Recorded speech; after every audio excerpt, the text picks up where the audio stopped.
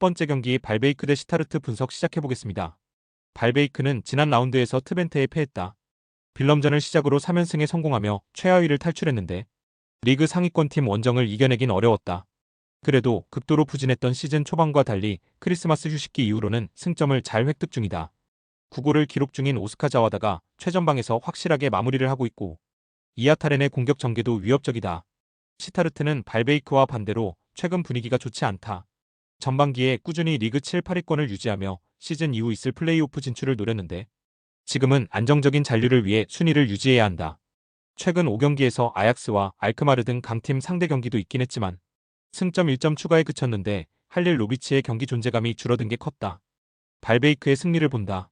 시타르트는 할릴 로비치의 경기 영향력이 줄어들며 공수 밸런스가 다소 무너진 상태다. 또 이 경기는 원정 일정이기도 하다. 반더 루와 야신 등 최근 좋은 경기력을 보여주는 중앙 미드필더들이 점차 경기의 주도권을 잡을 것이고 자와다가 저돌적인 침투로 해결할 발베이크가 승리할 것이다. 두 번째 경기 슈투트가르트 대 바이에른 뮌헨 분석 시작해보겠습니다. 슈투트는 직전 경기에서 호펜하임과 비겼다. 연승에 성공하며 리그 순위를 4위까지 올렸었는데 최근 4경기에서 1승에 그치며 순위가 하락했다. 울테메드가 2경기 연속골에 성공하며 앞서간 호펜하임 원정에서 동점골을 허용한 것이 아쉬웠다. 부상에서 돌아온 운다브의 득점이 나오지 않는 데다 르월링이 측면에서 상대 수비를 공략하지 못했다. 뮌헨은 리그 3위 팀인 프랑크푸르트를 완파하며 리그 선두를 안정적으로 유지했다.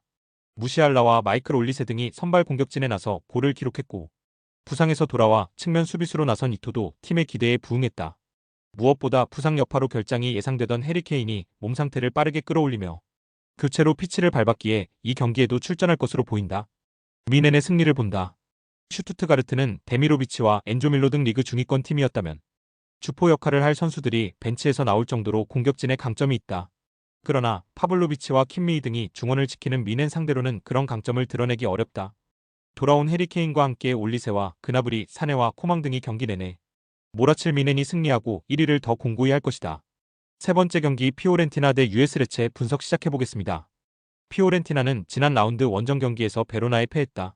한 경기 징계를 마치고 돌아온 모이스킨이 경기 내내 공격적인 문전 쇄도로 상대 수비에 부담을 줬고 자니올로가 측면 돌파로 기회를 만들었는데 원하는 결과를 얻어내지 못했다. 코모와 베로나 등 하위권 팀을 연달아 상대한 일정이었기에 연승을 노렸는데 승점을 추가하지 못했고 이 경기 결과가 매우 중요하다. 레체는 파르마전 승리를 시작으로 3경기 연속 무패를 기록했었다. 그러나 직전 경기에서 홈의 2점을 살리지 못하며 우디네세에 패했다. 13위까지 올라가며 안정적인 잔류권 안착을 노렸는데 다시 16위로 떨어졌고 이 경기에서 승점 추가가 필요하다. 때문에 최전방에 나설 크리스토비치를 제외한 선수들이 하프라인을 넘지 않는 수비적인 운영을 하며 실점을 피하려 할 것이다. 피오렌티나의 승리를 본다. 레체는 중원에 나서 수비 라인을 경기 내내 보호할 쿨리발리와 함자 하피아 등의 존재감이 있다. 또 바스키리토가 공중볼 경합에서 밀리지 않을 수 있다. 단 홈의 2점을 살릴 피오렌티나 상대로 90분을 버티긴 어려워 보인다. 벨트란과 만드라고라 등이 공격 상황에서 적극적으로 라인을 올리며 숫자를 늘릴 것이고 모이스킨과 자니올로가 해결할 피오렌티나가 승리할 것이다. 네 번째 경기 AS 모나코 대 랭스 분석 시작해보겠습니다. 모나코는 직전 경기에서 릴에 패하며 5위로 추락했다. 선발 2성 공격수로 출전한 미나미노의 골이 나왔고 점유율 우위 속에 수차례 좋은 기회를 만들었는데 승점을 위한 골이 터지지 않았다. 게다가 챔스 24강 플레이오프에서는 벤피카에 패하며 탈락했기에 이제 리그를 제외한 모든 대회가 끝난 상황이다. 때문에 리그 순위를 끌어올려 2위 경쟁을 하고 다음 시즌 유럽 대항전 복귀를 노려야 한다. 랭스는 리그에서 4연패를 당하며 강등권 언저리로 추락했다. 리옹전 사실점을 비롯해 경기당 2골을 실점했고 그 기간 나온 골이 한 골에 불과하다.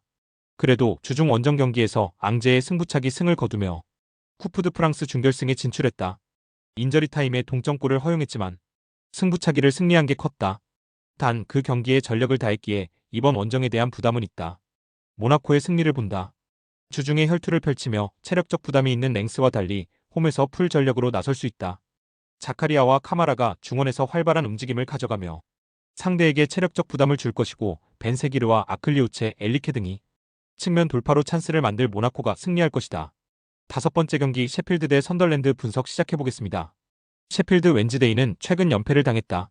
승격 플레이오프로 갈 수 있는 6위권 팀과의 승점 차가 크진 않지만 이런 상황이 이어지면 다음 시즌도 챔피언십에서 뛰어야 한다. 때문에 강점이 있는 홈경기에서 반등을 위한 결과가 필요하다.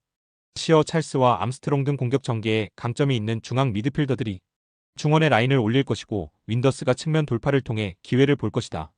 선더랜드는 최근 연패를 당하며 선두권과 격차가 벌어졌다. 5위 팀과 승점 차가 크기에 6위 이내로 벗어나진 않겠지만 승격을 위해서는 순위 상승이 필요한 시점이다. 그나마 다행인 건 조브 벨링엄과 된 내일 등한 시즌 내내 팀의 중원을 이끈 선수들의 경기력이 꾸준하다는 점이다. 이시도어를 지원할 엔조 르피와 로버츠 등이 돌파로 기회를 만든다면 다시 반등할 수 있다. 접전을 본다. 홈의 이점을 노리고 경기에 나설 셰필드 웬즈데이가 경기를 주도할 수도 있다. 시어, 찰스와 암스트롱 등은 벨링엄이 나설 선더랜드의 중원과 자웅을 겨룰 수 있을 것이다. 단 발라드와 오니엔 등 팀을 4위로 견인한 안정적인 수비 라인이 있고 커킨이 윈더스의 돌파를 저지할 선더랜드 상대로 승점 3점을 가져가긴 어려워 보인다. 여섯 번째 경기 바야돌리드 대 라스팔마스 분석 시작해보겠습니다. 바야돌리드는 지난 라운드에서 최악의 결과를 받아들었다. 빌바오 상대로 시즌 최다인 7실점하며 패했고 중앙 미드필더인 유리치가 퇴장당하며 이번 홈경기에 나설 수 없게 됐다. 최근 5경기 기준으로는 20골을 내주며 전패했고 그로 인해 잔류권과 승점차가 8점까지 벌어졌다. 아직 리그 13경기가 남아있기에 잔류를 포기할 상황은 아니지만 분명 전망은 밝지 않다. 그나마 강점이 있는 홈경기에서도 분위기를 바꾸지 못하면 다음 시즌을 세군다에서 맞이할 수도 있다. 라스팔마스 역시 분위기는 홈팀과 별반 다르지 않다. 지로나 원정 패배를 시작으로 4경기에서 모두 패했고 18위 팀과 같은 승점인 17위까지 추락했다.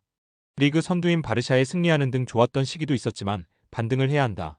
그나마 다행인 건 연패 기간 동안 한 경기를 제외하면 골이 나왔다는 점이다. 최전방 공격수인 맥버니를 비롯해 무뇨스와 라미레스 등이 공격 전개를 잘해주고 있다. 라스팔마스의 승리를 본다. 바야돌리드도 마마두 실라와 마치스 등 빼어난 개인 기량을 앞세워 원정팀 수비에 부담을 줄 선수들이 있다. 그러나 중원에서 가장 중요한 선수인 유리치의 공백이 있기에 경기의 주도권을 잡기 어렵다. 라미레스와 모레이오, 무뇨즈 등이 상대 측면 수비를 무너뜨리며 맥버니와 마타에게 기회를 만들어줄 라스팔마스가 연패를 끊을 것이다. 스포츠 당첨에 제일 중요한 건 조합입니다. 각 팀 분석을 잘한다고 하여도 조합을 못할 경우 큰 배당을 가져가지 못하는 거 다들 아실 겁니다. 그리고 유튜브에 조합을 올려드릴 수 있지만 좀 더 자세한 정보들과 배당 흐름 및 각종 이슈 등 경기 전까지 어떻게 될지 모르니 조합을 빠르게 유튜브에 올려드릴 수 없는 점 양해 부탁드립니다. 조합 신청은 아래 고정 댓글 링크로 조합 신청 말 걸어주세요. 금전 요구 및 멤버십 가입 조건 일체 없습니다. 좋은 건 서로 나눠 갑시다.